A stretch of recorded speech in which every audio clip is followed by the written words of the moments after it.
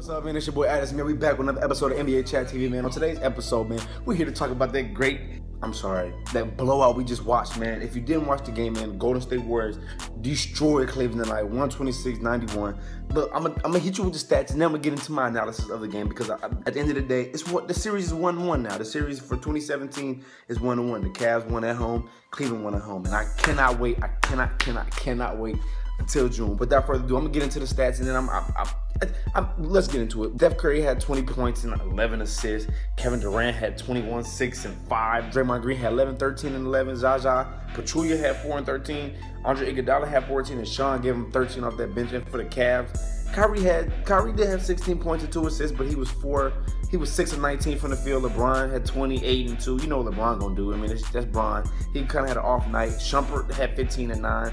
And then Kyle Korver, their new addition that they added, he gave him 11. He was 4 for 10 from the field, but he was very inefficient. I mean, he hit a couple buckets, but he suffered on defense, man. Look, I'm just gonna be honest with y'all. This is a great rivalry, man. And I hate seeing blowouts because this is the capability that the Warriors have, right? When they're playing together, when they're playing connected, they can blow you out at any given moment. I mean, that first half, was exceptional basketball. I think Cleveland didn't come to play today. I just felt like they kind of had this mindset of, they kind of wanted to get the Warriors' best punch, and I think the Warriors gave it to them. I think the Warriors, from the start of the game, they clicked. From the opening tip, they gave Cleveland all that they could handle. I mean, from Steph, Clay, Draymond, I think they all were locked in defensively. Offensively, of course, they were locked in. They were sharing the ball. I think when they average over 30 assists, then they're 27-1, whatever the record is. But they don't lose, right? So when they average over 30 assists, they don't lose. And that's a good sign tonight. I think at the half they had 26, right? So I mean, that right there goes to show you when they're passing the ball, they're not going to lose. But when they're stagnant and they're just isolation, everybody, they typically lose games. This game really wasn't about the Warriors' offense more so. It's just more so about, I felt like Cleveland just didn't show up. I don't know, this Dylan's West Coast swing right now, and they're really struggling. They're struggling against Portland. Yeah, they did beat the Kings, but the Kings gave them a solid punch.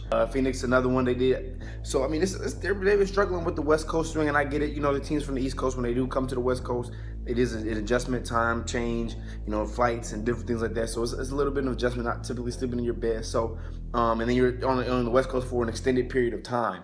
But it was just overall just the game just from start to finish. I mean, the game, now don't get it twisted. The Cavs did try to make a run late in that third quarter by trying to cut it to 20. But I mean, at that point, you expended all your energy just trying to come back, and it was just too much for the Cavs to come back, man. I cannot wait for June. I can't wait for June, man. It's gonna be a great. It's gonna be a great series, man.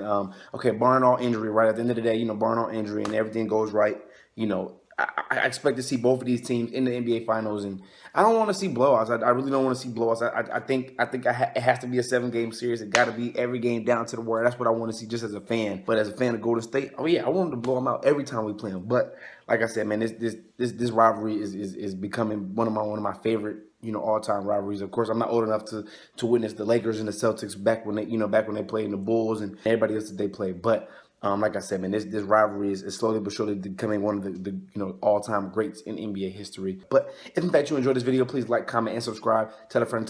Follow us on Twitter at NBA Chat TV.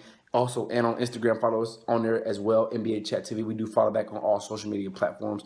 Today is Martin Luther King Day, and I'm going to end it out with a quote. One of my favorite quotes from Dr. King says, "Faith is taking the first step, even if you don't see the whole staircase." Peace. We'll